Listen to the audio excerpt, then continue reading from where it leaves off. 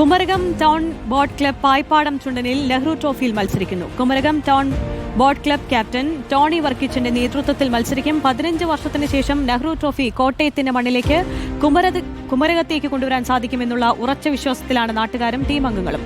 Kumarakom town boat club 2010 Nehru trophy കരസ്ഥമാക്കിയിരുന്നു. 15 വർഷത്തിന് ശേഷം കുമരകത്തേക്ക് കോട്ടയത്തേക്ക് നെഹ്റു ട്രോഫി കൊണ്ടുവരാനുള്ള കടുത്ത പരിശീലനത്തിലാണ് ടീം അംഗങ്ങൾ. വള്ളം കളിക്കൊന്നു പോകാം, വള്ളം കളിക്കൊന്നു പോകാം, വള്ളം കളിക്കൊന്നു പോകാം. നമ്മൾ ജയിക്കും. കുമരകം ടൗൺ ബോട്ട് ക്ലബ്ബിൽ നമ്മൾ ജയിച്ചിരിക്കും. അച്ചായൻസിന്റെ സ്പോൺസർഷിപ്പിൽ വരുന്ന കുമരകം ടൗൺ ബോട്ട് ക്ലബ്ബ് നമ്മൾ ജയിക്കും. കാരണം ഇവിടുത്തെ സാധാരണക്കാരായ ജനങ്ങള് 15 വർഷമായിട്ട് ആഗ്രഹിക്കുന്ന കാര്യമാണ്.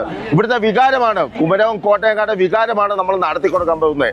ഈ ട്രയലിന് വേണ്ടി നമ്മൾ വന്ന ട്രയൽ നല്ല രീതിയിൽ തന്നെ നമ്മുടെ പിള്ളേർ നല്ല രീതിയിൽ തന്നെ ഫിനിഷ് ചെയ്തു. ജനങ്ങളെ കാണിക്കണം ഞങ്ങൾ എന്താണ്, ഞങ്ങളുടെ ബലം എന്താണെന്ന് കാണിക്കും. ജയിക്കോ ജയിക്കാതിരിക്കോ, നമ്മുടെ നല്ല കാര്യങ്ങൾ ചെയ്യുന്ന ദൈവം നമ്മളെ അനുവദിക്കണം.